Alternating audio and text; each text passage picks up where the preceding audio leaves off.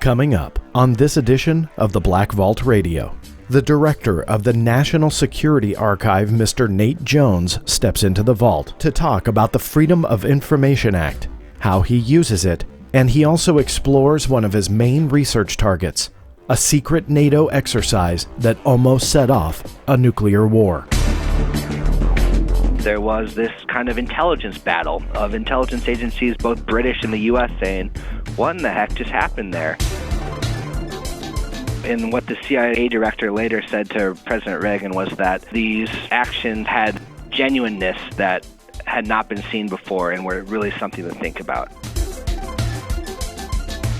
And according to U.S. and British intelligence reports, now declassified, it had an unprecedented reaction. CIA said, we're not studying that, but the President's Foreign Intelligence Advisory Board did, and that became the key report. All that and much more. So stay tuned. The Black Vault Radio is about to begin.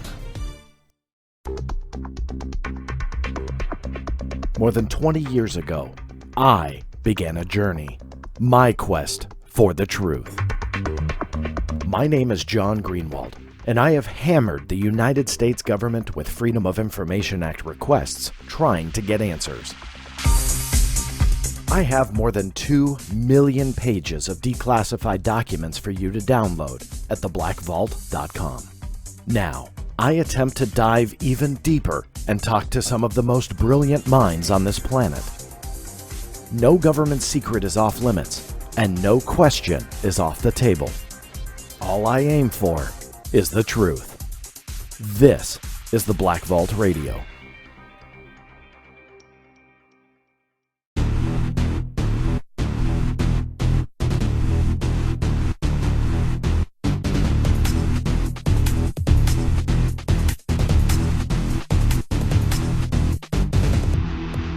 That's right, everybody. This is another edition of the Black Vault Radio. I am your host, John Greenewald Jr. Thank you, as always, for making this show your podcast of choice, whichever way you are listening.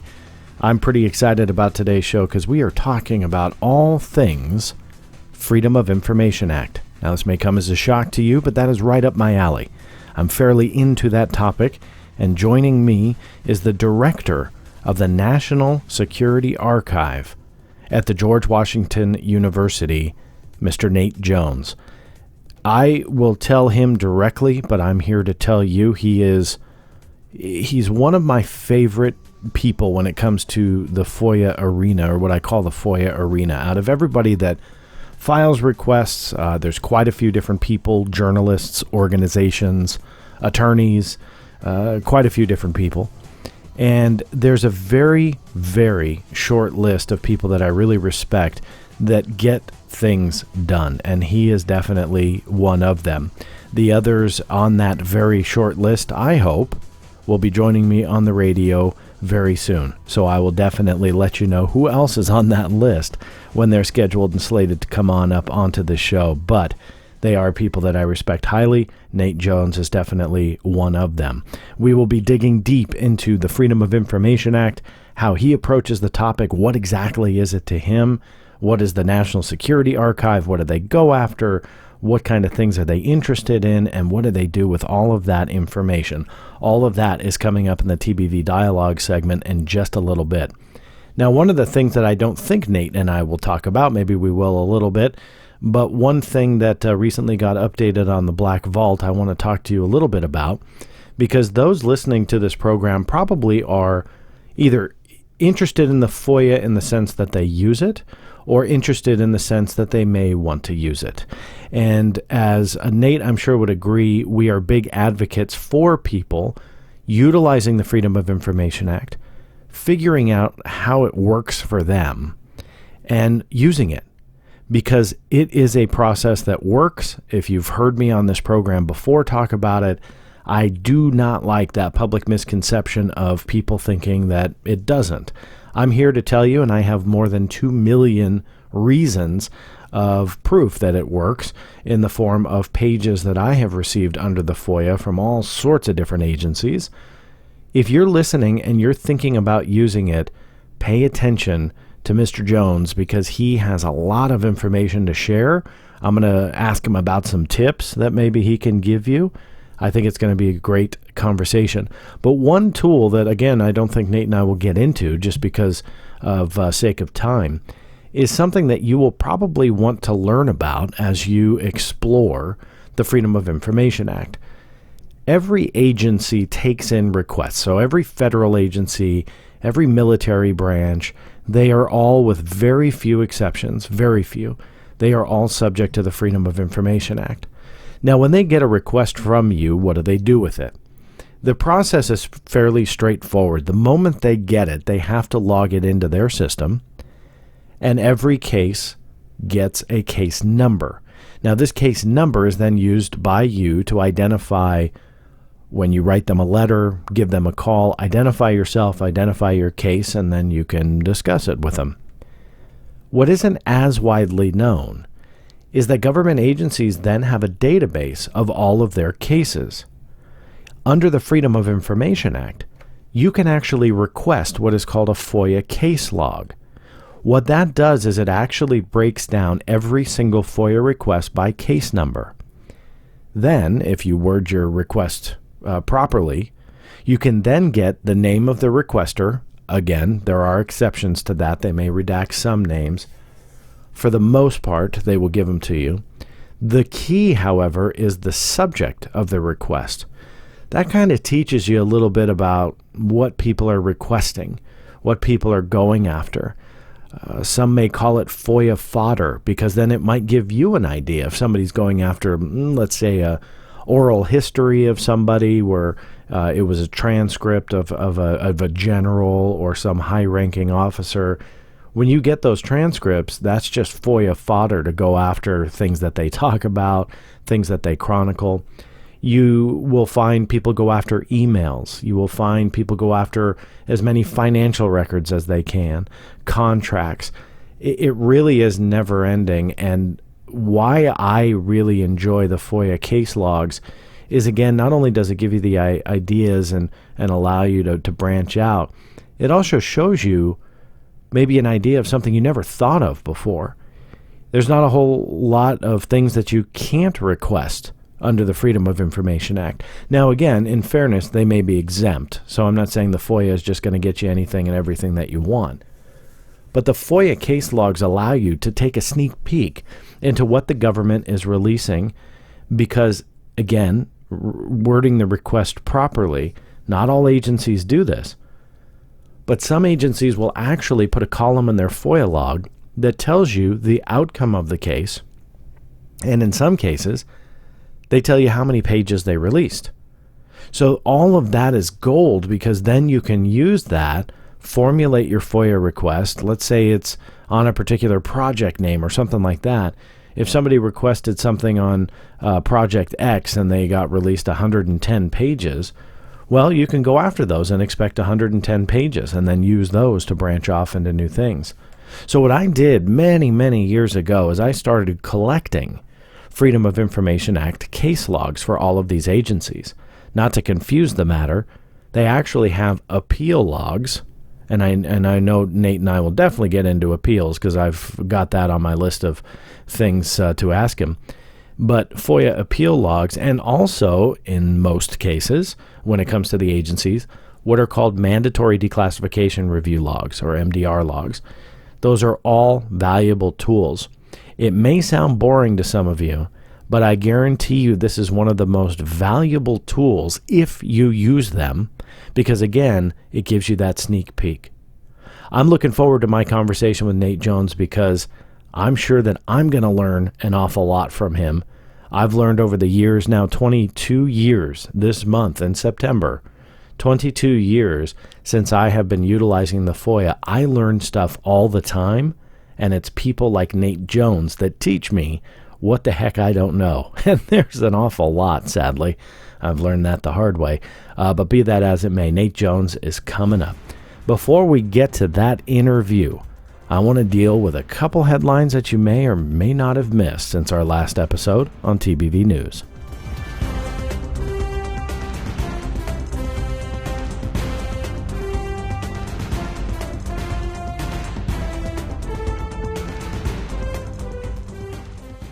In this episode's TBV News segment, the segment where I talk about just a few headlines that you may or may not have missed since our last show, I want to start off in space and give you guys an update on one of the stories that I ran last week.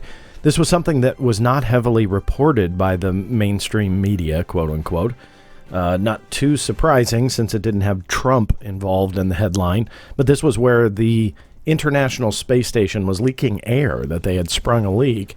And although it wasn't a huge problem for the astronauts, from what I understand, they actually were sleeping at the time it was discovered, and they continued to let them sleep.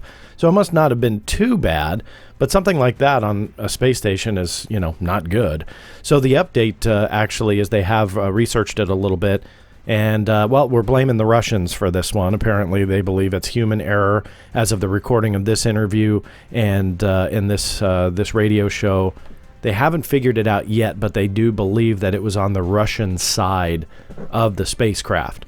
Now, what exactly it was, they're not sure. They know that the Soyuz spacecraft, the MS-09, is currently docked. They don't know if it's involved on that. Human error caused up there, caused on the ground, not a good docking seal.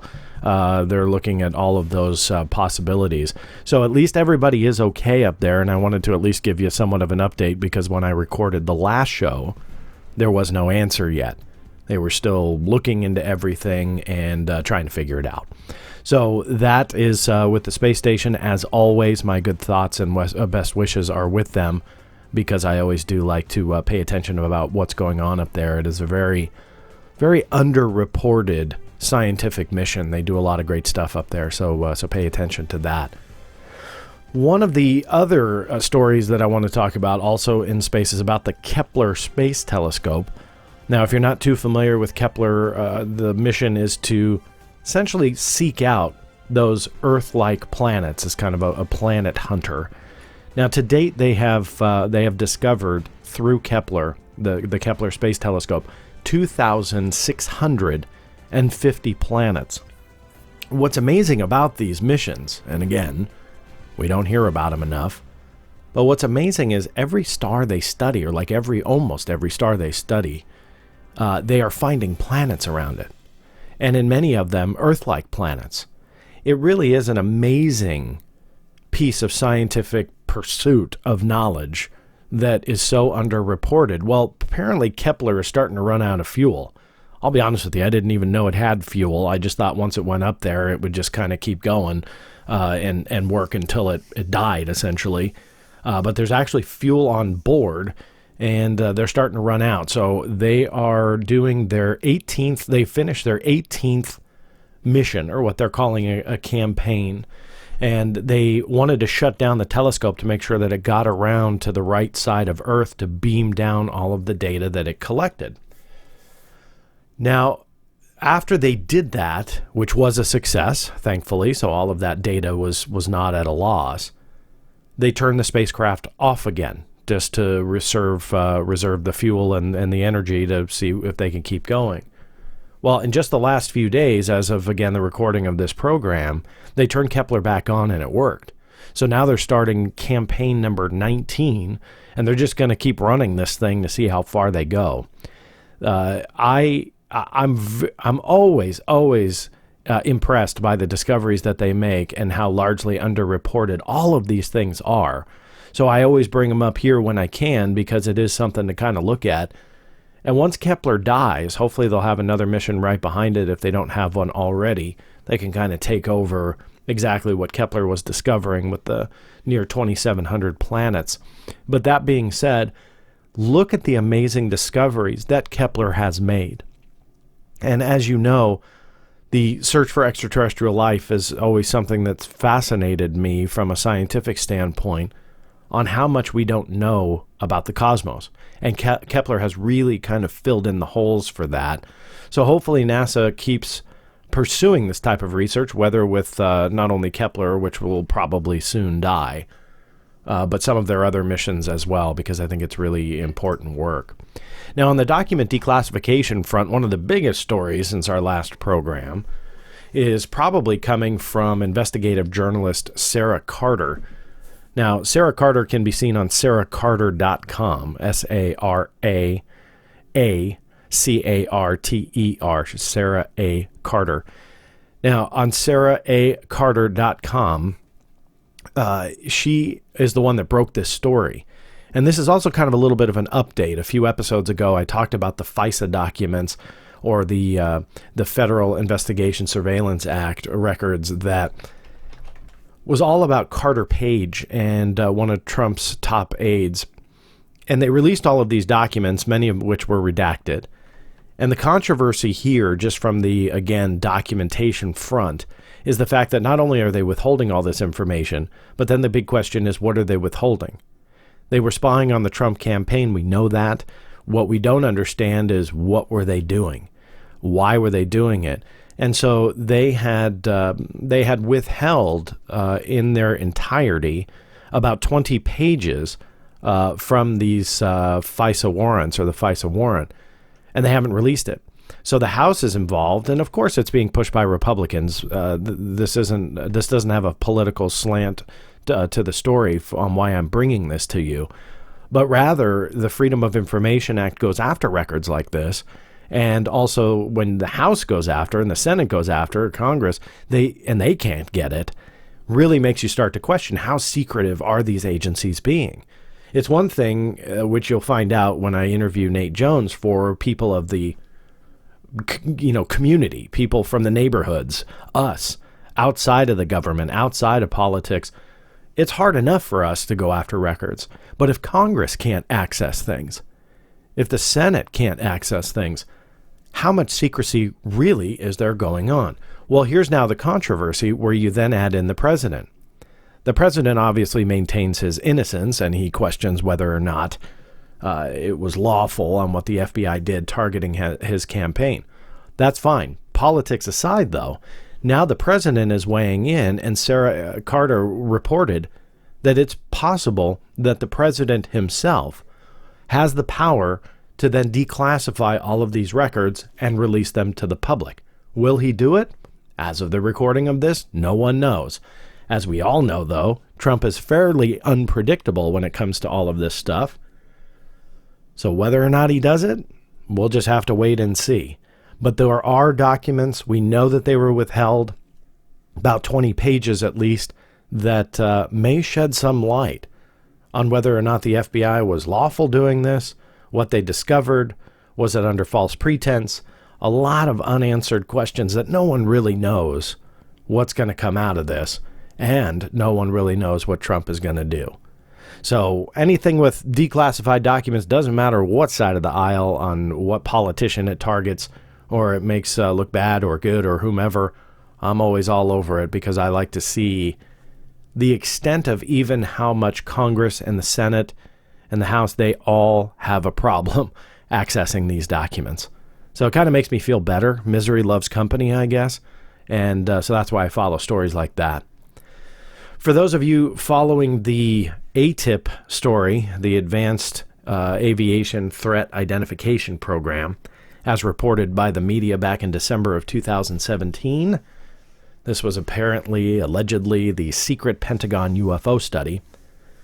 The offer still stands to Mr. Luis Elizondo, or anybody who wants to talk on this program from To the Stars Academy about some of these claims. But interesting to note that Mr. Luis Elizondo himself has written and published an article. This one, it looks like it was dumped onto medium.com. I believe that's kind of an open way for people to put their work out there and disseminate their articles and research and press releases and so on. And Mr. Elizondo starts to go in, and I actually agree with him on this, that whatever the UAP phenomena is, the unidentified aerial phenomena, it's a threat to our security. And I actually do believe that. I am coming out with a book next April, not to do a shameless plug here, but I deal with the national security risk behind UFOs, that the government claims there's no national security risk, and the real documents, I'm not talking about stuff with ATIP or anything like that, because we have yet to see anything official. The real documents support that there is a threat to national security, and I outline it all in the book.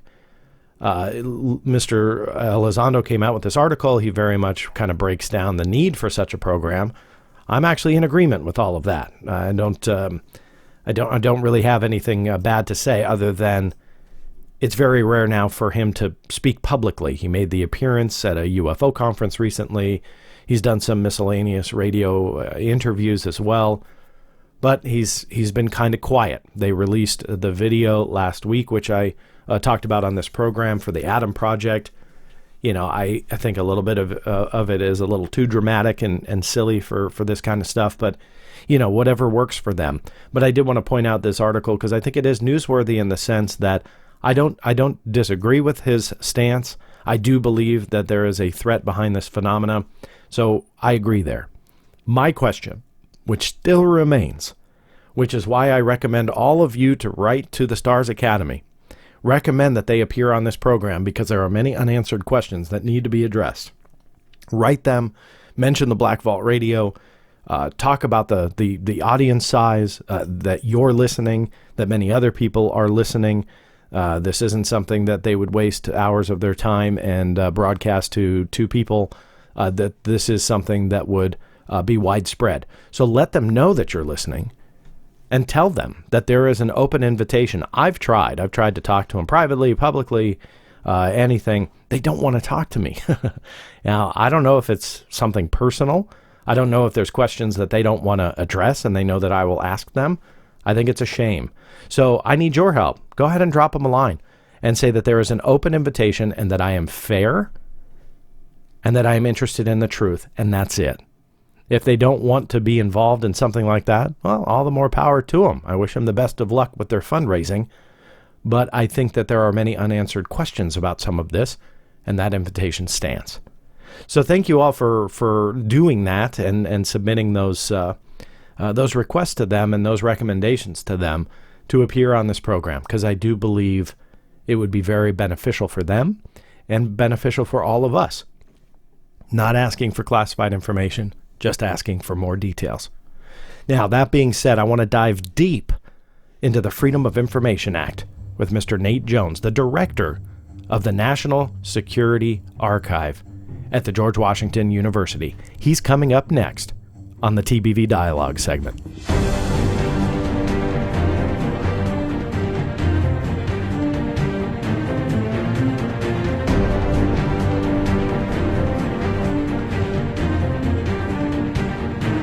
In this episode's TBV Dialogue segment, I welcome the director of the Freedom of Information Act project for the National Security Archive at the George Washington University, Mr. Nate Jones. Since March of 2009, Nate has helped chart the archive's FOIA strategy, overseeing the thousands of Freedom of Information Act and mandatory declassification review requests and appeals that archive staff members submit every year. He also acts as the liaison with federal agencies on Freedom of Information Act related matters. He's testified before Congress, is a frequent panelist at conferences, public speaker, and regular interview subject in numerous media outlets. He was an editor-at-large for Newsweek's 99-page special edition entitled Declassified, Exposing the Secrets, which was published back in December of 2015. In addition to the FOIA, Nate has become a recognized international expert on the 1983 Able Archer nuclear war scare. In 2015, his FOIA request broke loose the long-sought-after 1990 top-secret Foreign Intelligence Advisory Board report on the crisis. In 2016, he published Able Archer 83, the secret history of the NATO exercise that almost triggered nuclear war. Nate is one of the very few people that I respect in the FOIA arena. He has made accomplishments far beyond what I can fit into an introduction, so it's an honor for me to have him on the show. Let me welcome to the Black Vault Radio, Mr. Nate Jones. Hey, my pleasure to be here and right back at you. Thanks for the kind words. Well, it's well-deserved, and I do mean that. And to everybody listening, Nate really does have a lot of my respect for what he has accomplished, as the archive has as a whole, but Nate specifically has really made a lot of leaps and bounds when it comes to FOIA-related work. So let me just get you started. I mean, I talked about the National Security Archive at the George Washington University. Tell me first, what exactly is that? Sure. So the National Security Archive is a non-government, independent, non-profit organization. So despite the official sounding name, we don't get any government funding. In many cases, we actually work opposed to the government. Essentially, we are a staff member, or a staff of about 25 people that basically hate government secrecy and love getting declassified information out to the public.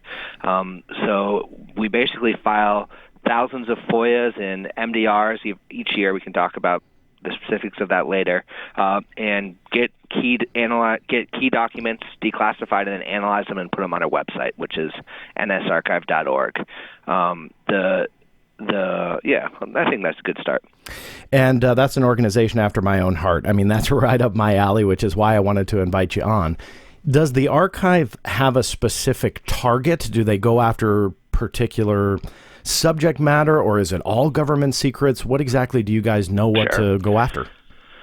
Well, the way that we're set up is that largely we have about 15 plus analysts that all kind of have their own subject area. So a nuclear history analyst, an Afghanistan, Pakistan analyst, a Cold War/Soviet analyst, and they essentially read all the articles, read all the books, read everything, know all the footnotes, and have probably a better idea than anyone which documents exist and which are declassified. And then based on that research, generally in their subject area, that's how they file the targeted, well-written FOIAs and MDRs. So essentially, we do our work via subject areas. And on the one hand, I admit that does actually leave some black spots that we don't do enough FOIAs on. But on the other hand, it means that in the areas that we do cover, I think we're about the best in the business. Yeah, and it really is. Go to www.nsarchive.org to check out all of the documents that they have uncovered, put online, and you guys do great work. Then I don't want to say editorialize because I don't feel that you do. I mean, you make historical chronicles, right? I mean, you take these documents. Mm-hmm. I publish mine. I mean, I've got 2 million pages and I dump them all online and try and make sense of it. But I don't do that next step that you guys are doing. Talk to me about what you do with the government documents after you get them. Sure. I think that's a great question. Thank you. So I think part of the secret sauce of the NS Archive is that we all have a little bit of journalist or historian in us that we just couldn't get rid of.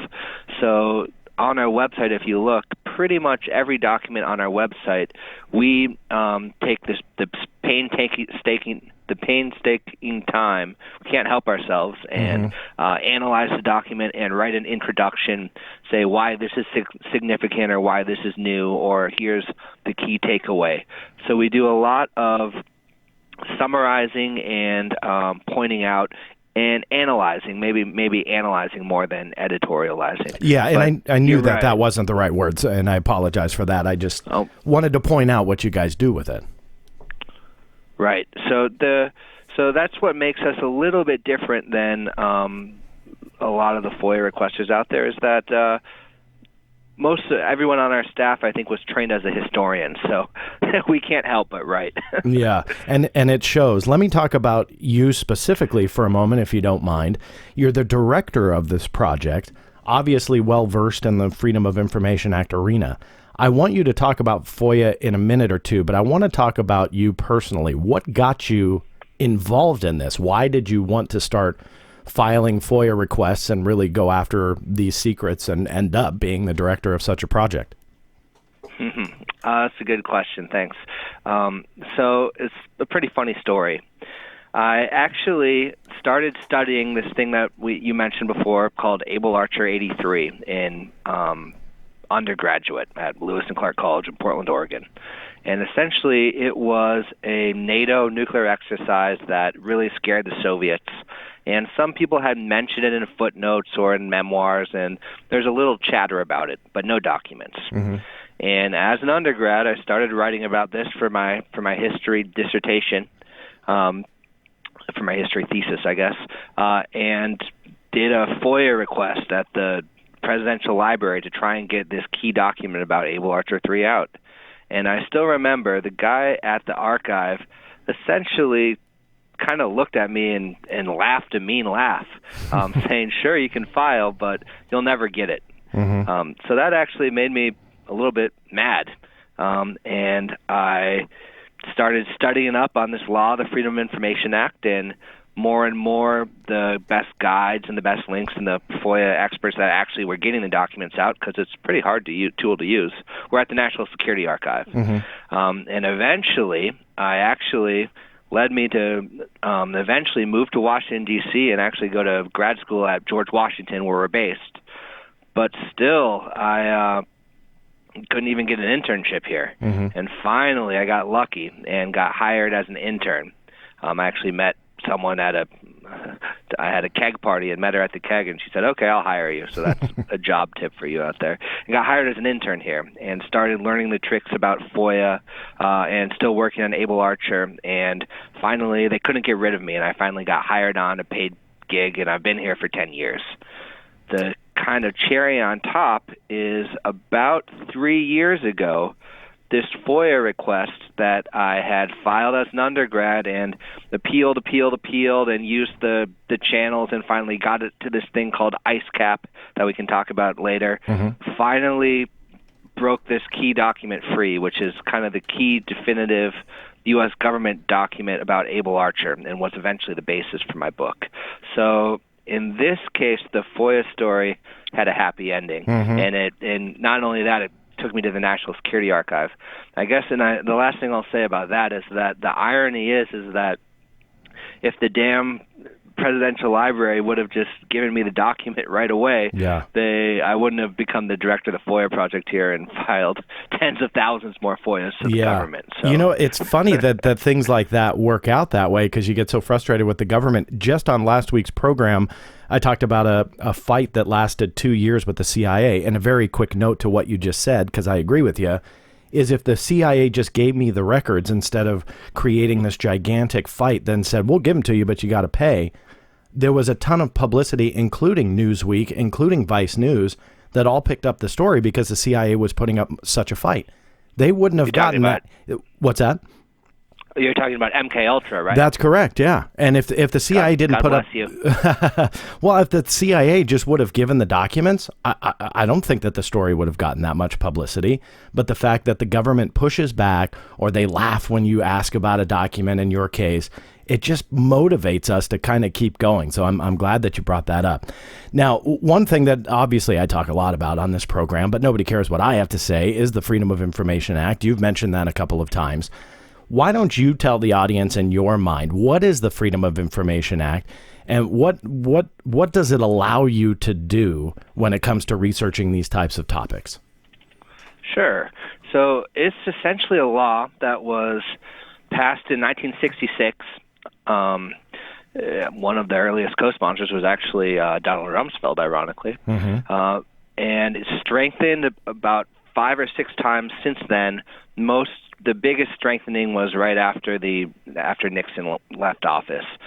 Congress overrode President Ford's veto to make it really tough. It's essentially a law that says any person can request any executive branch government document and has a fighting chance at getting it. There's lots of exemptions that I won't go into, all of them. There's, on paper, it looks like there's 9 exemptions, but in reality, there's actually closer to 300, because one of them said Congress can pass a new exemption any time. So, stuff like the CIA has operational files are exempt, but also one representative was from a watermelon district, so any technology about watermelon harvesting is also exempt. A bunch of silly secrecy like that. Also, there's a personal privacy exemption, and there's any inter or intra-agency communication exemption, which essentially means potentially any email could be exempt under this one called Exemption 5. There's a national security exemption and a law enforcement exemption. So there's lots of exemptions you have to learn how to fight, and there's rules and case law that sometimes go on the requester side and sometimes go on the agency's side. But the good news is that this law, the FOIA, gives any requester a fighting chance, if they make the right arguments, to force the government to release information they'd rather keep secret. And so if you look at it that way, it's a pretty powerful law that puts quite a bit of power in the hands of citizens. Yeah. And you may disagree with this. I kind of feel, as I do file FOIA requests and put documents out there, that there's a public misconception that the FOIA just doesn't work. Now, I'm an advocate for it, and what I've realized that most people that say that have never utilized the FOIA. Let me pose that question to you. Does the FOIA work? Yeah, it works. The main issue is that it works too slowly. It's a very powerful tool that I think oftentimes no one on the government, I think, would ever admit this blatantly, but it has so much power that some agencies gunk it up to make it work more slowly. But if you are a smart requester and do your research and check out the Black Vault, check out National Security Archive, check out Muck Rock, learn the tools of the trade, you'll probably get what you're looking for, well, generally. I mean, it really bothers me when people say the FOIA doesn't work, because pretty much every day I open up the newspaper, I see possible stories that are based on documents released via FOIA. So it works. The other part of that misconception is people assume everything you're going to get is completely blacked out. Talk to me about that. Is that what you see? Well, too often. One of my greatest criticisms of the how the FOIA is administered is over-redaction. Essentially, that the government always pushes the needle too far towards blacking stuff out, unless the requester or sometimes the courts or sometimes even Congress pushes back. So there's not necessarily the government, part of government that's responsible for overseeing FOIA within the government always takes the agency side and always pushes too far towards redaction. So there's a lot of stuff blacked out, but one tip is always appeal. So I should say, to file a FOIA request, it's not too legalese. Usually all it is just a one-page letter. The same is for a FOIA appeal. But something interesting is that only, I believe, 2 to 3% of all FOIAs are appealed, so a minuscule amount. Yeah.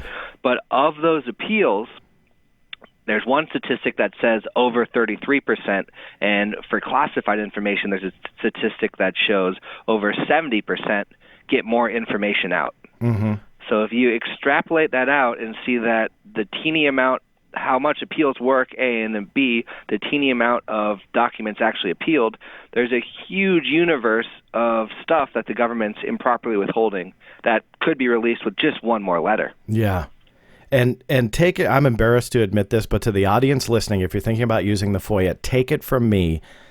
I wish that I had this conversation with Nate 22 years ago when I started using the FOIA. And here's why. I didn't appeal for many years. And I'm embarrassed to say close to like 15 to 20 years that I never filed appeals because I was too insecure, thinking it would never work. And with what Nate just said, I wish I knew that a long time ago, but he's absolutely right. I've had huge success with appeals, not because it's me filing them, but it's because they were filed at all. And I think that appeals do definitely work. Let me ask you, going back to the time frame that government agencies take with your requests and the archive's requests. Give me like average times. I know, I'm sure it varies from agency to agency with you guys, but when you say that it's a long time and slow, give the audience an idea of how slow. Sure. So I'll give you both ends of the spectrum first. So the law on the books says that government has 20 working days to process a FOIA request. Many agencies rarely, if ever, meet that. According to the government's own statistics, the oldest open FOIA request in the federal government is older than 20 years. So it's not a good track record. That said, it's very rare for FOIAs to take 20 years. It's very rare for them to take over 10 years. It's very rare, though less rare, to take over 5 years. Yeah. The National Security Archive, my rule of thumb is that if a FOIA request takes less than 1 year, it's a success. If it takes over 1 year, it's a failure. That's the rule of thumb. Yeah. Generally, right now, we do a lot of requests to the State Department. The State Department, on the one hand, does a very good job of releasing a lot of information and doesn't over-redact too much.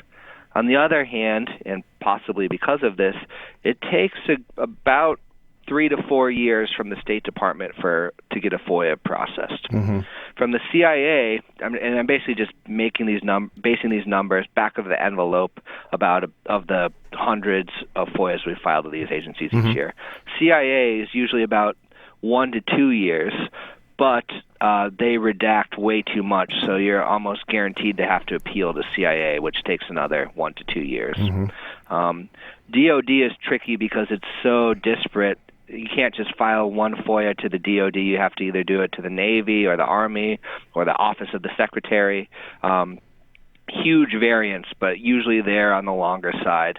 Not strange at all to have to wait over 3 or 4 years for a FOIA to any of the DOD components. DOD is actually Office of the Secretary of Defense is your best bet, but anything not in Washington, you're going to have a hard time filing a FOIA.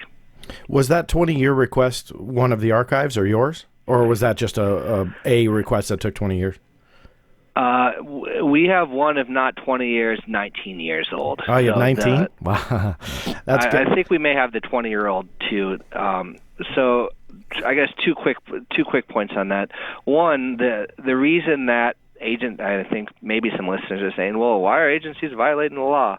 The reason is that there was a very damning court case a long time ago called Open America, who's the plaintiff, and they lost. And the judge ruled that essentially agencies have almost no penalty for missing the deadline.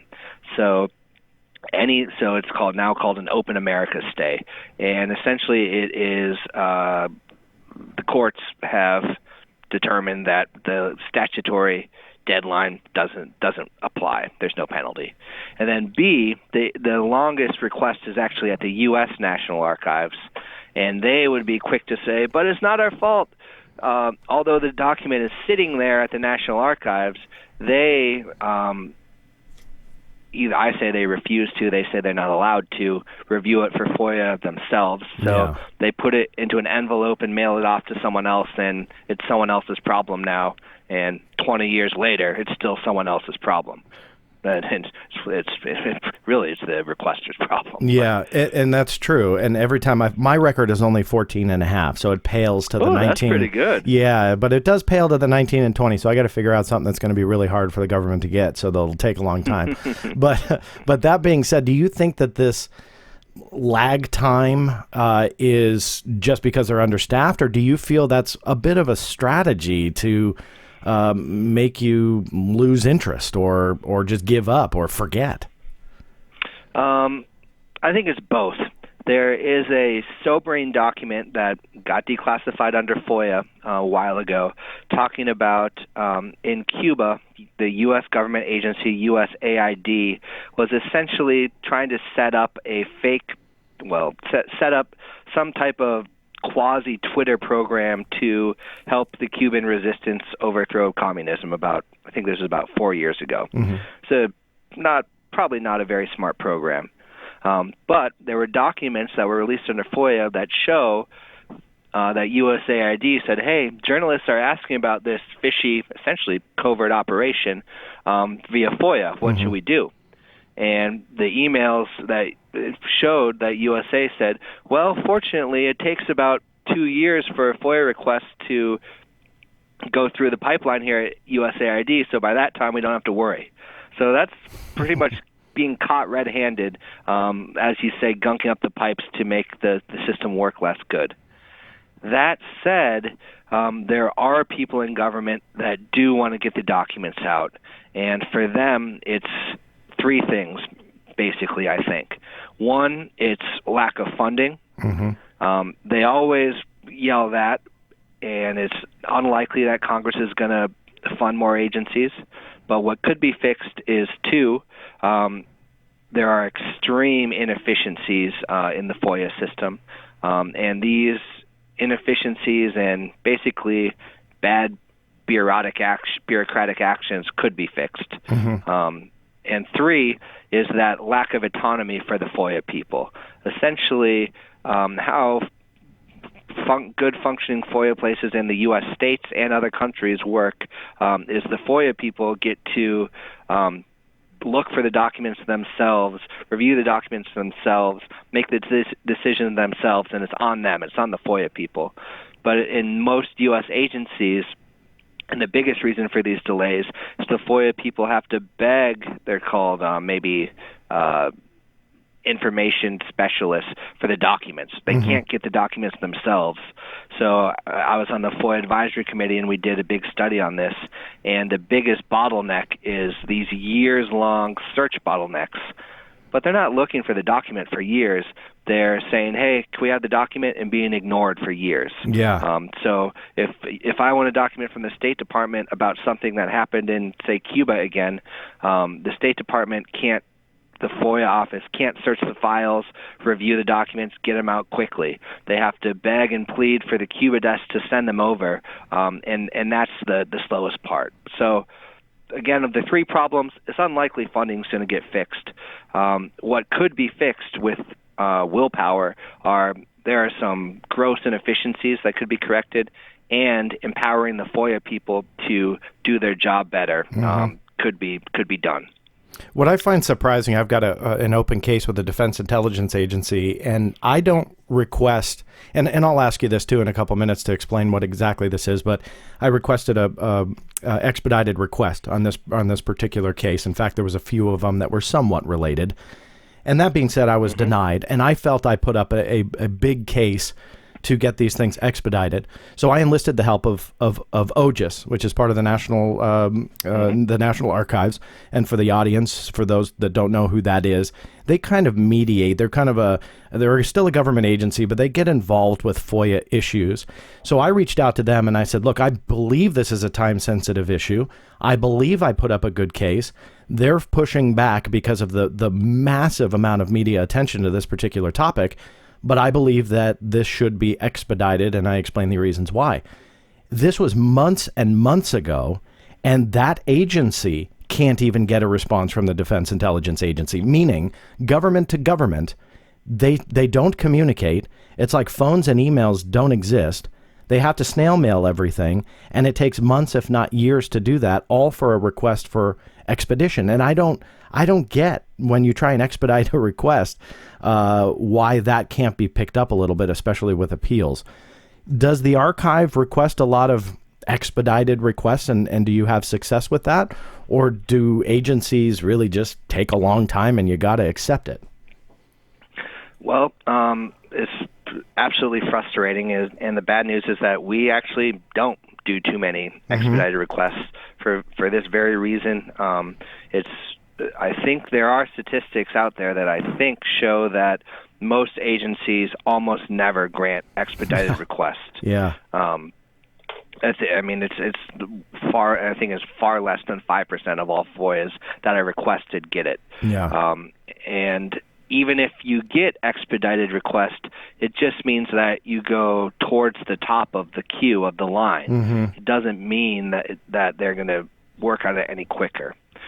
So, following what lots of ace, very good FOIA-using journalists have started to do, the only actual, in practice, expedited request, unfortunately, and OGIS would hate hearing this, but maybe it'll give them a push to get DIA to answer the phone, is to sue.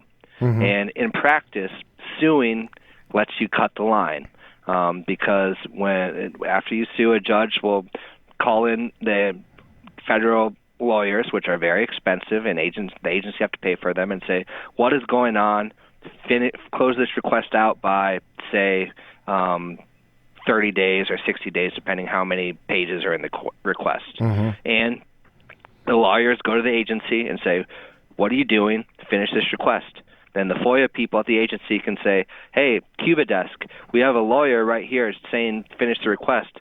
Send these dang documents over. I'll send the lawyer over to you. Then the Cuba desk does.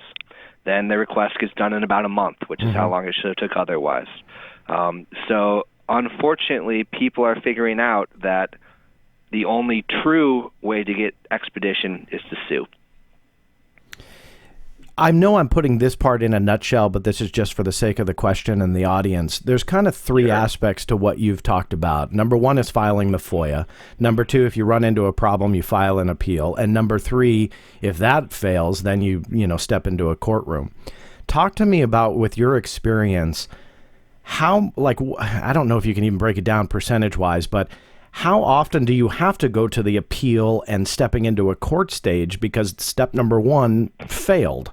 Is that a lot, a little? Talk to me about how successful that first stage is. Sure. So generally, first of all, the National Security Archive, we actually sue, I would say, very rarely. There are other agencies that are sue-happy, or other organizations that are sue-happy that are kind of frowned upon. And there are journalists that sue a lot because they need to get the documents in a timely manner to get their stories, which I don't frown upon. But we, not least of all because it's very expensive, don't sue that much. We maybe do 3 or 4 a year, maybe. But going back to answer your question, I guess that's the tip of the pyramid is 3 or 4 we go to court for. That we appeal because it doesn't work the first time, I would say probably about close to 50 to 75%. And so that means that maybe up to 50%, if I'm being generous, we get everything we want the first time. Maybe it's closer to 70 to 25%. If that makes sense. Sure. So between one out of 4 requests, we get everything, or maybe 2 out of 4, maybe in the middle. Okay. But one more important thing that I want to convey to your listeners is that in the federal government, the agency in charge of FOIA overall, not actually OGIS that we talked about, but OIP at the Department of Justice, is very metrics driven. And if it's malicious or not, there's a lot of pressure on agencies to close out cases and to close them out quickly. And if the requester gets the documents that they want or not doesn't really matter, just as if it shows up on paper if it's closed or not. Yeah. And what agencies, in my opinion, have learned, many, is that by just saying no records exist, they close out the case, they get it off the books. They claim it's not technically a denial, so that metric looks better. But of course, they're not doing their job. Yeah. But what requesters don't often know is that you can appeal a no records found response. And these are ballooning every year. I think they're close to 25% of all cases are no records responses. So I would recommend to your readers that file, or your listeners that file FOIAs, to take those claims very skeptically and probably to appeal. Because a huge amount of our failures, the first time around, the government says, well, I mean, for Pete's sake, go around with MK Ultra. The first time around, the government says, we don't have their record, and if you give up and go away, nothing will happen. But if you appeal and say, well, according to this corner of your website, it says it might be here. Did you search this specific place? Did you search this specific person's computer? Did you search the Washington Records Center, which is the Indiana Jones warehouse we can talk about later? And most of the time they'll say, oh, we actually didn't. Here you go. We searched it. Here are the records. The FBI, for the record, is notorious about this. You have to include special language in your FOIA naming the databases and the record systems they should search, or else they won't. It's insane how many hoops you got to jump through. And what's driving me nuts, and I don't know if you've seen an influx of this, in order for the government to close out these cases, you gave prime examples there. Another one that I'm seeing an influx is they'll send you a letter, and it might be a request from a year or 2 year or 3 year or even 5 years ago, and they'll say, we're with the passage of time, we're not sure, and I'm paraphrasing here, but we're not sure if you're still interested in this or not. If you are, respond within 30 days. If you're not, the case will close after the 30th day. That drives me nuts, because it's like this is that tactic. They have years to respond. Then we have 30 days. God forbid we miss the mail, or we're on vacation, or we just don't have time, or whatever. They just close the case and you have to start over. Are you seeing, out of curiosity, influxes of that as well? Yep. Well, yes. It is infuriating for every single reason that you just mentioned. Mm-hmm. But one silver lining is that OGIS, this FOIA Ombuds office that when they can get agencies to pick up the phone and talk to them, does good work. Yeah. They have recently issued essentially I don't want to overstate it, but I guess I could say a ruling or an opinion saying stop doing that.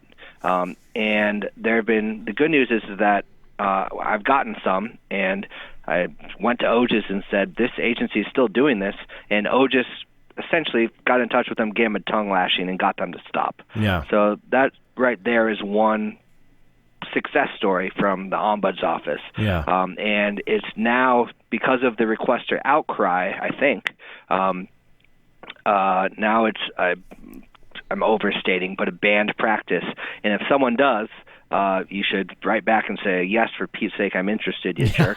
But also contact OGIS, because they do a good job telling agencies to stop doing that. Yeah, well, that's good to know, because I did just get one about a week ago, and I write back and I say I never, I never lose interest. I'm always interested. I filed for a reason, and it's just the age-old issue. Now, before I get onto Able Archer, which I want you to kind of talk about more in depth, to kind of finalize the FOIA discussion here, for those listening who are interested in using the FOIA, I know you've kind of given a tip or two for them to look out for. What other tips, if any, would you have for somebody who's never utilized the FOIA before? What can they do to make it a success? Sure. I would say the most general tip is to make your requests as specific as possible. I know that, John, you have tons of FOIA logs on your website that are a great resource to go through and look and see what requests look like. The highest chance of success you'll have is if you request a specific document rather than a broad subject. Mm-hmm. And this means that the requester has to do more research on their end, but it will pay off on the request. Sometimes it's not possible, and so you have to go for it. But even if you can say, the notes to this meeting on this date between person X and person Y is much better than all documents about Russian collusion, for example. Be specific is the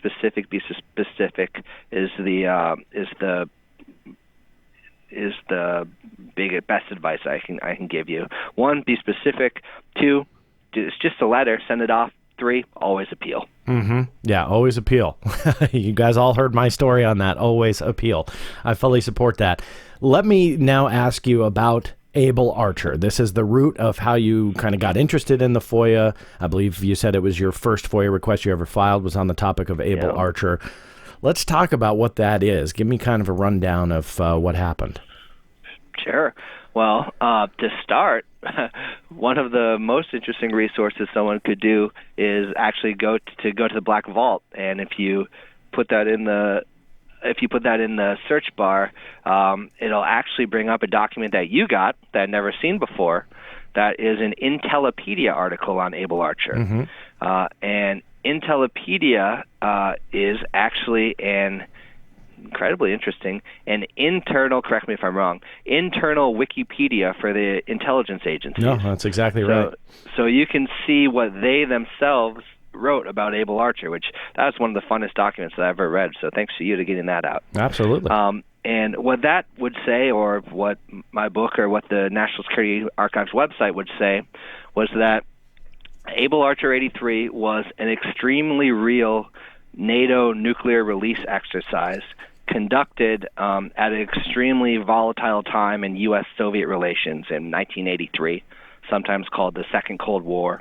And that the Soviet Union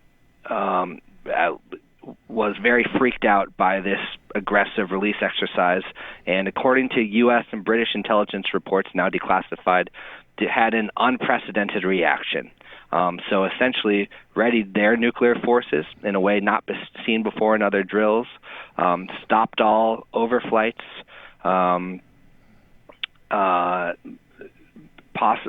readied their nuclear jets in Eastern Europe and Poland, and in what the CIA director later said to President Reagan was that these actions had genuineness that had not been seen before and were really something to think about. So according to this PIFIAB report, the President's Foreign Intelligence Advisor report that took me, I think, 12 years to get, and it's a 100-page report that's all source intelligence retrospective. It kind of chronicles all these Soviet actions, and its conclusion is that the West may have accidentally put itself on hair trigger with the Soviet Union, and it only abated when this relatively young Air Force Lieutenant General at the time, Leonid Perutz, saw the Soviet forces kind of ratcheting up in Europe, and essentially didn't do what the playbook said, which would be to ratchet up U.S. forces. Instead, he tamped everything down as if to show it was just a drill. And at that point, the Able Archer ended. The Soviet escalation stopped, although they certainly got the intelligence agency's attention, and the danger subsided. Then there was this kind of intelligence battle of intelligence agencies, both British and the U.S., saying, what in the heck just happened there? Some people at the time, and still today, think that the Soviets were just bluffing and that it was nothing to be alarmed at. Other people say, whoa, these are nuclear weapons here. There was new intermediate-range weapons were just introduced to Europe that could strike capitals in less than 10 seconds. And they said, this is alarming, this is new, we're entering a new era, and nuclear war through miscalculation is possible, especially here during Able Archer and other places. Finally, fortunately, one of the people that actually thought this way was President Reagan. And in his diary, just after Able Archer, and he doesn't specifically say it, but he alludes that he knew about this war scare. He said, I never thought that the Soviet Union actually thought that we would launch a first strike at them. But the more I studied and the more people I talked to, I realized that the Soviet Union thought that we might actually launch a preemptive strike. So I had better get someone in the room immediately and tell them that we had no intention to do that. And that person was Gorbachev, and the rest of the end of the Cold War is history. Wow. That's an amazing story. Now, when your book is titled Able Archer 83, The Secret History of the NATO Exercise That Almost Triggered Nuclear War, are documents related to this? I mean, obviously you said 12 years, I think it was, that it took you to get this top secret Foreign Intelligence Advisory Board report declassified. Are they still fairly secretive about Able Archer, or is this something now that they've just kind of completely declassified? I would say it's about 90% declassified. There's still some redactions that I really wonder about. Like one of them is something the Soviet Union did redacted the first time it had ever done this since World War II, which I have some inferences and some guesses, but I think I know, but I'm not sure. And there's other about 10% of the documents redacted. Most of the stuff that's redacted is signals intelligence. But there's still some stuff out there. The General Perutz that actually that was key to the story of tapering down the conflict actually wrote his own letter essentially saying, it was the last letter he wrote before he retired. This is a fascinating story. He eventually rose to be the director of the DIA. And in 1989, before he retired, he said, I have one more piece of unfinished business. I think that you guys never paid enough attention to Able Archer 83. Here's my story. study it. And the CIA said, we're not studying that, but the President's Foreign Intelligence Advisory Board did, and that became the key report.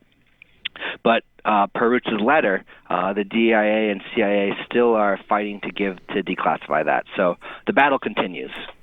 And why is that, do you think? I mean, it seems like one agency doesn't agree with the other in a lot of cases, and maybe in this one, maybe not, but in many cases, the right hand doesn't know what the left hand is doing. Why is that? Why isn't there a collaboration and cooperation between intelligence agencies? Well, I think for the kind of the traditional reasons, turf battles, the over-compartmentalization. I mean, you could say that there is a reason to compartmentalize this stuff, but certainly comes with downsides that you don't know the full story. I mean, also, it's generally the situation in 1983 was these agencies and the military were competing for money and resources, and they wanted to build more missiles, and they didn't want the president to know that the risk of nuclear war through miscalculation was growing, so that we should have fewer missiles on both sides. And it wasn't in their institutional interest to have essentially the end of the Cold War and the so-called peace dividend, which lasted a little while. They liked having the Soviet Union as a big bad enemy, and perhaps didn't want the president to get in a room with Gorbachev and work things out. How close during this time frame did we come to a nuclear war? I mean, do documents show exactly how close? Well, it's hard to ever know exactly how close. A good thought experiment is to ask how close did we come during the Cuban Missile Crisis to nuclear war. And a funny anecdote from that is that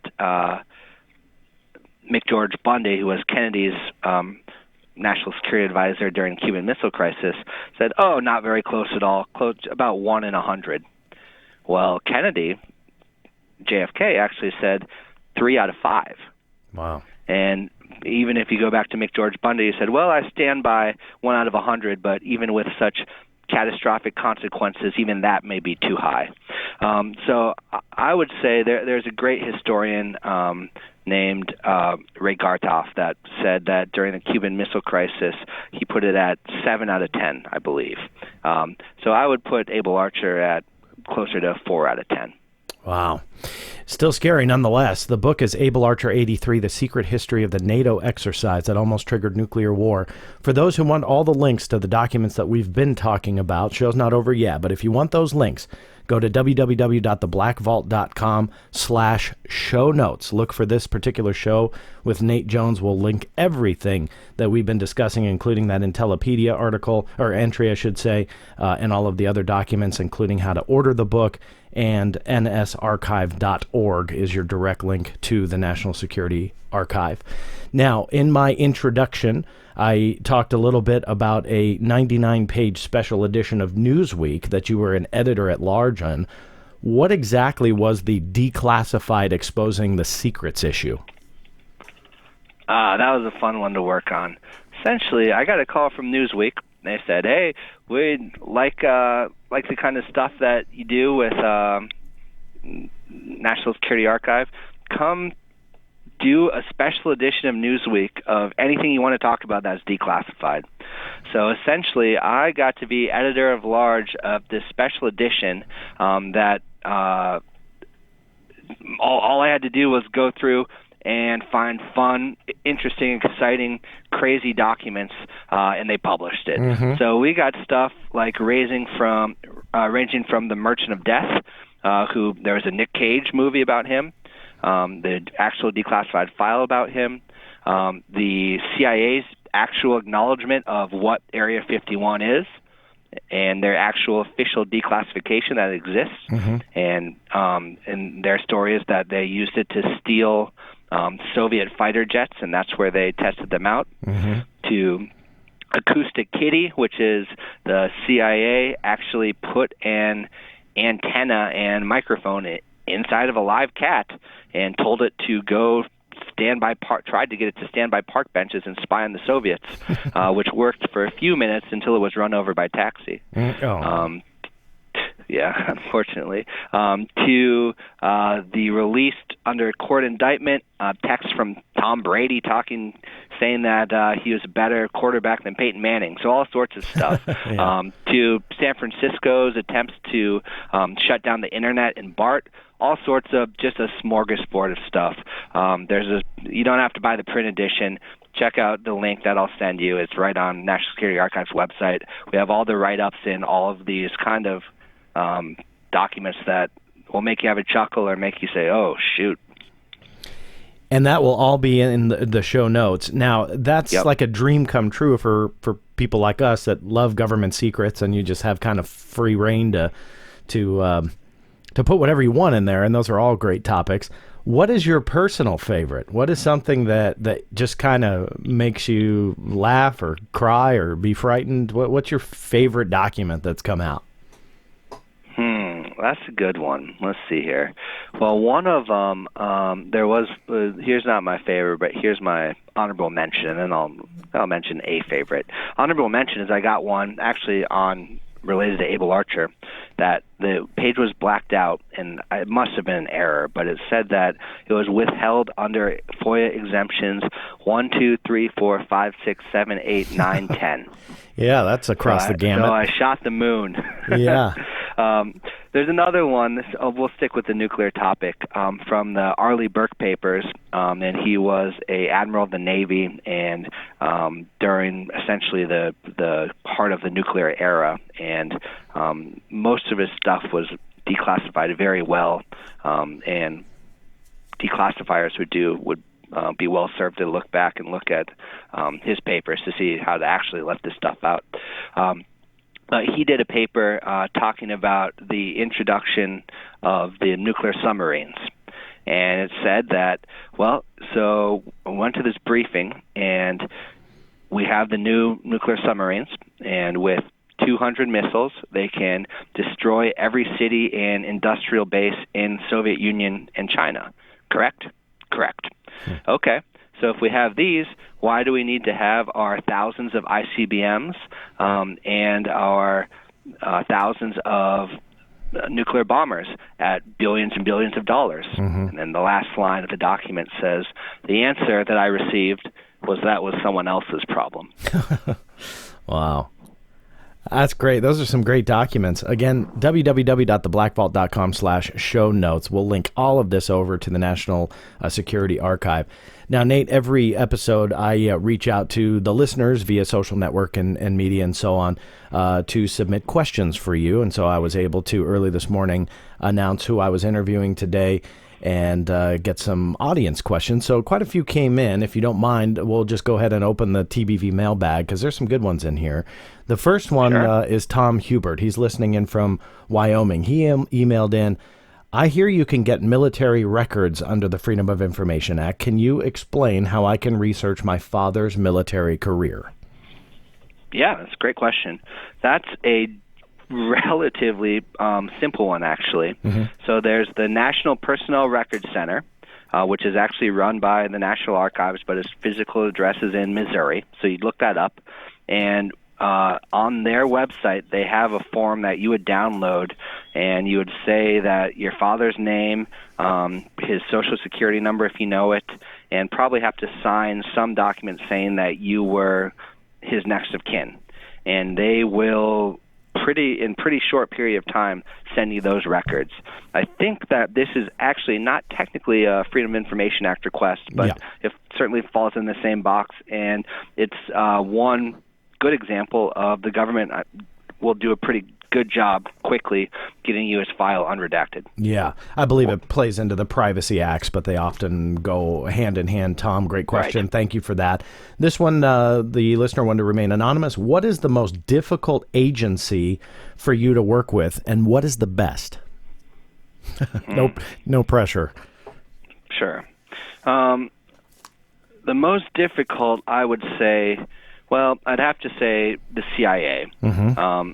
They actually have a decent FOIA shop, and they do release some information, so don't get discouraged and say that you shouldn't file. But for whatever reason, they think that their work is so secretive they don't really have to communicate via email or even via phone. So every other agency, even other intelligence agencies that deal with secret stuff, at least say, yeah, here's our FOIA people. We can talk with you. Yeah. Not the case with the CIA. So it's an unnecessary, frustrating roadblock. The best, I know I bagged on them a little bit, but I'll say the U.S. National Archives are pretty good because their mission is to get documents out to the public, and you can tell they hate redacting stuff. I wish that they would force the issue a little bit more about releasing documents in their possession because they do a good job with it rather than kicking the can to the agencies and having 20-year-old requests.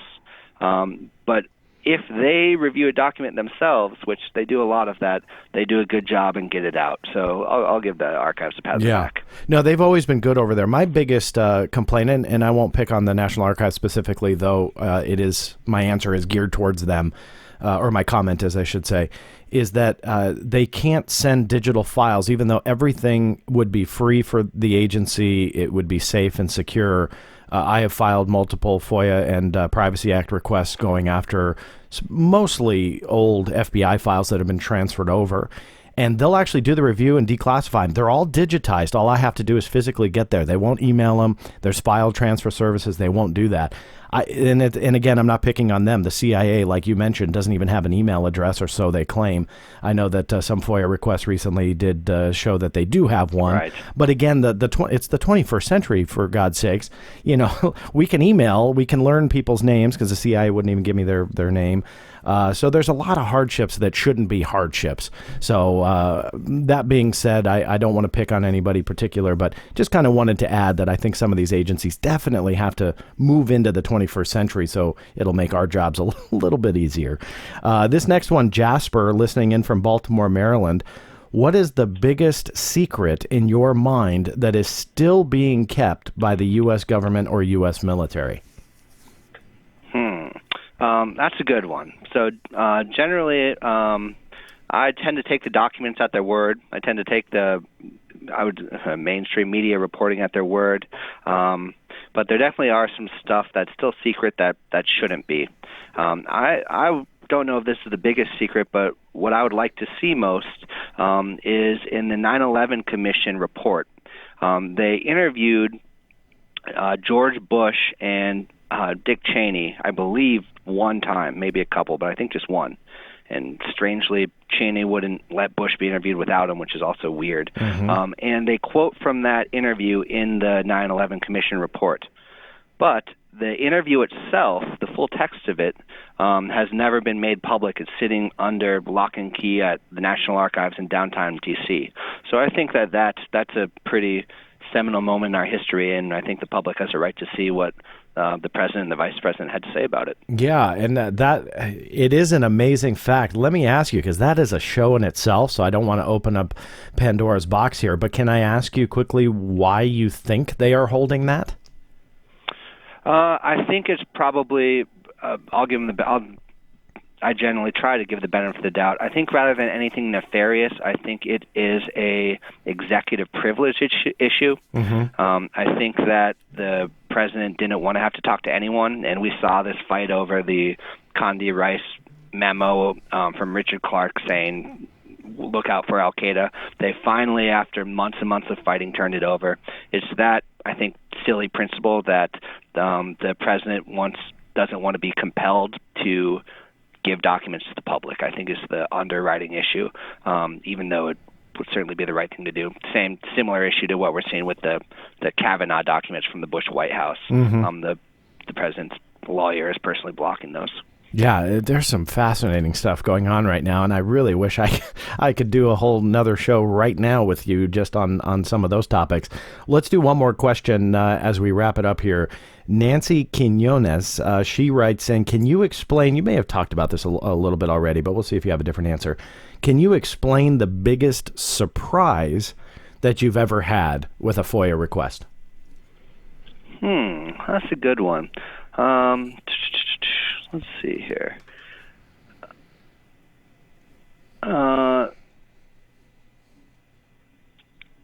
here's one. Here's the biggest document surprise that I've gotten. This doesn't exactly answer your question, but generally the CIA has this operational file exemption. That means that anything operational is exempt from, so it's very rare to see. So one operational file would be a CIA description of how to shoot up a conference room and assassinate 12 or so people. And in this batch of declassified files from CIA operations in Guatemala, tucked away in there, by accident or on purpose, I'm not sure, but it was certainly surprising, was a CIA diagram showing how two people can murder a conference room full of 12 people within minutes. Pretty intricate operation. And the black humor is that the last thing the CIA instructed was to sprinkle propaganda before you leave. Wow. Absolutely crazy. I could talk to you all day.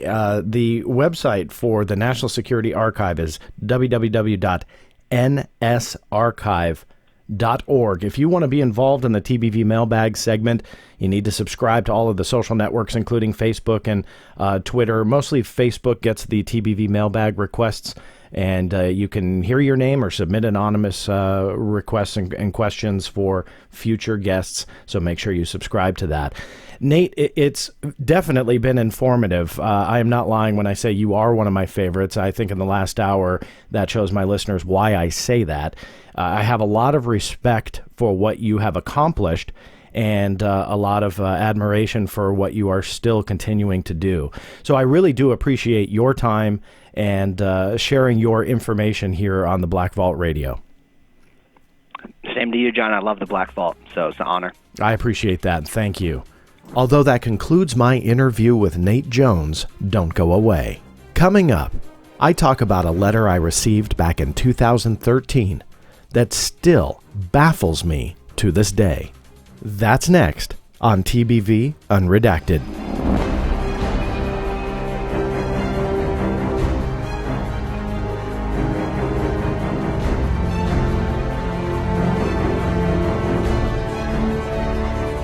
In this episode's TBV Unredacted, I want to talk about less of a document, more of a letter, because it was one of the most surprising and shocking letters that I had received while I was seeking and requesting documents.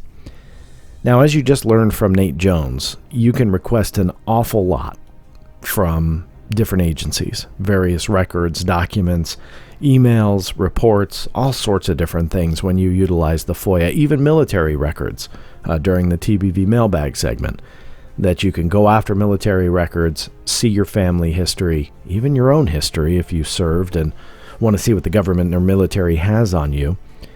But one thing that I went after back in 2013 was to the National Security Agency, and I filed a request, never expecting the response that I would get, for records pertaining to Mother Teresa. Now, why would I go after documents on Mother Teresa? Well, I go after documents on pretty much everything, so that really shouldn't surprise you at all. You can go after once somebody passes away, whether they be politicians, a celebrity, whether they be a criminal, even the 1930s gangsters. I mean, you name it, you can go after files, you can go after FBI files, you can go after all sorts of things once somebody passes away, and you won't need their permission. Again, under the FOIA, there's no guarantee that you'll get it, but at least you can request it and give it a shot. Now, for the record, when I went after Mother Teresa's FBI file, I got a no records response. I wasn't too surprised by that one because why would the FBI have a file on Mother Teresa? So, that didn't stick out to me as bizarre. But when I filed to the NSA and I requested everything that they had on Mother Teresa, I was shocked to get a response back that said that they did have documents, but they weren't going to give them to me. They found 10 different documents totaling 18 pages. Right? That's not a lot. But they wouldn't give me any of them, not a single page of these 18 pages, because they were classified top secret. Now you tell me, what is top secret about Mother Teresa? I can't figure it out. Now, I generally, when something is classified, when something is either redacted or denied in full, let's just take, for example, because I've used this example a couple times here throughout the last, I don't know, however many episodes. For me, I look for the motive behind covering something up. And generally, when you see a redaction or a document withheld, you can figure it out. The example that I'll bring up is Edward Snowden. Let's talk about the PRISM program. So the spying on cell phones and what the NSA specifically, same agency that I'm dealing with, what are they doing watching us? What kind of data are they analyzing, collecting, searching through? There's motive to cover that up, right? That one's kind of an easy one, but I'm just trying to say that there's always some type of motive that you can figure out when you go after documents, when you try and request something, and they say, nope, John, you can't have that because it's exempted under B1, which is national security, and we can't give that to you. So, okay, fine. So the Edward Snowden revelation documents, classified top secret, exempted under B1. I get it. There's motive for that. What in the world would they hide about Mother Teresa? And that one I can't figure out any motive whatsoever. It wouldn't be about how she died. I don't see that would be fitting. I don't see anything classified top secret. And for the record, they also said secret in the letter. So it's top secret or secret. So I would assume that the 18 pages did have both classification designations, but they do say top secret. So my question is, what is the threat to national security? Because they go on in the letter to say that everything is exempt because it's classified under exemption B1, the national security exemption. So if they told us, if they showed us these 18 pages on Mother Teresa, it is a threat to national security. Go figure that one out. I'm interested in what your thoughts are on why the National Security Agency, the NSA, would just blanket deny the information they have on Mother Teresa. I don't believe that it would be what's called sources and methods, because that would actually probably be under a different FOIA exemption.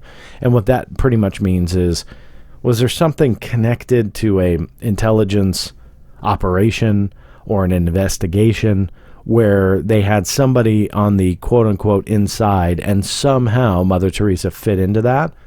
Yeah, maybe. I doubt it, but sure, whatever. But it in my opinion, would have yielded a different response. So whatever this information is, it would be a threat to national security if they were to tell us. So what are your thoughts? However you are listening to the Black Vault Radio, post a comment. If it's on YouTube channel, I don't advertise it that much. Just so you guys know, though, these shows are available on YouTube. Most people, 99% plus, are listening on iTunes or Google Play Store, etc. But some people are kind of hopping over to YouTube to post some comments. Just so you guys know, if you're listening on the player on the Black Vault, at the bottom, you will find a comment form. I try and watch all of those different ways that you guys can comment. Every episode also is linked over to the message forums. That is kind of the ideal way if you have a comment, because other people can respond, and it's a much easier format than Facebook posts, comments, or YouTube comments, etc. But it doesn't matter. I try and watch everything. I'm interested in what you guys think. What is so classified, top secret classified, about Mother Teresa? I can't figure it out, but I had to bring this up in this particular episode because, again, as we've learned from Nate Jones, you can go after these documents and you got to push, and you got to keep asking, and you got to appeal, and you got to just keep learning when you use the FOIA. Now, coming up, I don't know how long it will take, but in a future episode of the Black Vault Radio, I will have an update to the story. Because as I mentioned, this was 2013 when I had requested it. It took about 2 years to get the response I did. It took them 2 years to review 18 pages and consider them all top secret. What I've done now is requested what's called a mandatory declassification review, since it has been more than 2 years since the documents were last reviewed. As long as something is exempted under B1, you can file that mandatory declassification review request to the agency to grab those 18 pages and review them again here in 2018. That is exactly what I did. And I don't know how long it will take to get an answer. As Nate talked about, there's kind of a long time sometimes to get these things reviewed. It took 2 years on the first go around, so maybe it will be that long. I don't know. I hope, though, that they do pry some of these loose, because I'm dying of morbid curiosity. What in the world is classified? So post your comments, post your ideas. I hope it isn't a couple-year wait. It might be, but until then, let's have fun, figure out what you think is being hidden. That being said, thank you all for listening. Thanks again to Nate Jones for joining me and sharing his knowledge. Next week on 9/10, I have not talked about this yet, 9/10 at 12:01 a.m., so the minute the clock strikes, 9:10, I'm releasing the next episode of the Black Vault Radio. Now, who is the guest? Actually, the appropriate question is, who are the guests? There are 2 very special guests on a very special edition of the Black Vault Radio that will drop that day. There's no TBV mailbag segment, simply because it all is a surprise. And we are talking about something that I know you will probably be interested in, and you will have to stay tuned on exactly who those guests are. Thank you all again for listening, and we will see you at 12:01 a.m. when the next episode drops on the Black Vault Radio. This is John Greenewald signing off. We'll see you next time.